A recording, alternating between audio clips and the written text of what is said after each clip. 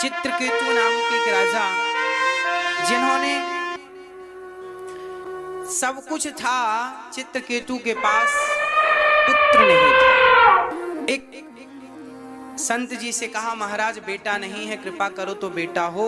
संत ने कहा, राजन तेरी किस्मत में 7 जन्म तक बेटा नहीं है। राजा रोने लगे, महाराज एक जन्म तो काटा कटता नहीं, आपने 7 जन्म की भविष्यवाणी कर दी।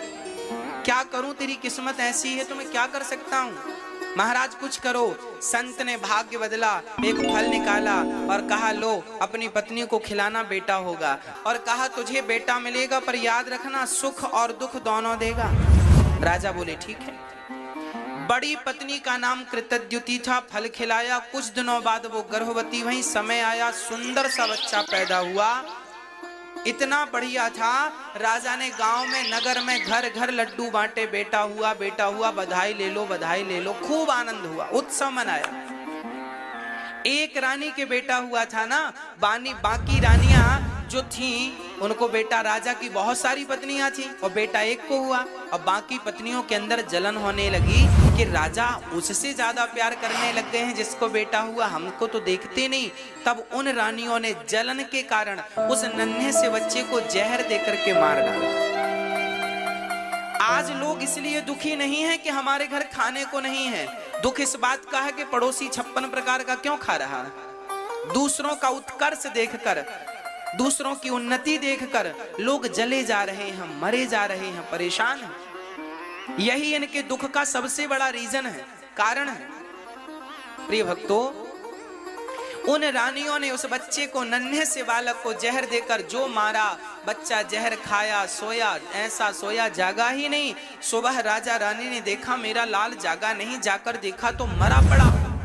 राजा रोने लगे, रानी विधाता को कोसने लगी, विधाता बड़ा निर्दयी है तू, अरे मारना था मुझे, मार दिया होता, मेरे नन्हे से बच्चे ने तेरा क्या बिगाड़ा था। अब रानी विलाप कर ही रही थी, तभी वहां देवर्षि नारद जी आ गए। नारायण नारायण।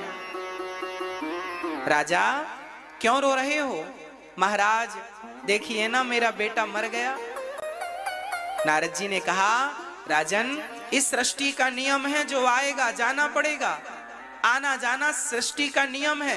किस किस के मरने पर तुम रोओगे और रोने से होगा क्या। अब तो राजा बोले, महाराज मुझे ज्ञान मत दो, बस मेरा बेटा जिंदा करो, ऐसी कृपा करो कि मेरा बेटा जीवित हो जाए, मेरा बेटा जीवित हो जाए, ऐसी कृपा करो। अच्छा ठीक है। नारद जी ने लाख समझाया उस चित्रकेतु को, पर समझ में ना आया। अंत में स्वयं हाथ में जल लेकर नारद जी ने उस मरे हुए बच्चे के ऊपर डाला। वो मृत बच्चा उठकर बैठ गया, खड़ा हो गया, जिंदा हो गया। राजा दौड़ पड़े, बेटा आ, तुझे अपने हृदय से लगा लूं और तुझे ढेर सारा प्यार कर लूं। उस बच्चे ने कहा, खबरदार पहले ये बताओ आप कौन हैं, आपका परिचय क्या है।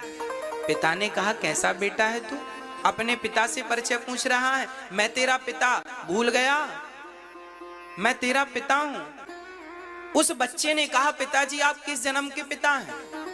अरे मैं तेरा पिता हूं, इसी जन्म का। उस बच्चे ने कहा, पिताजी कितनी बार मेरा जन्म हुआ और कितनी बार आपका जन्म हुआ, किस जन्म का रिश्ता रखते हो।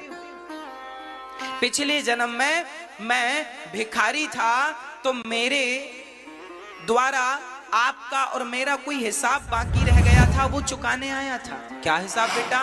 तब उस बच्चे ने कहा, पिताजी मैं पिछले जन्म में भिखारी था और आपके घर भीख मांगने आया था, तो आपने मुझे गेहूं का आटा और साथ में गाय का सूखा हुआ गोबर, ओपले, कंडे आपने मुझे दिए।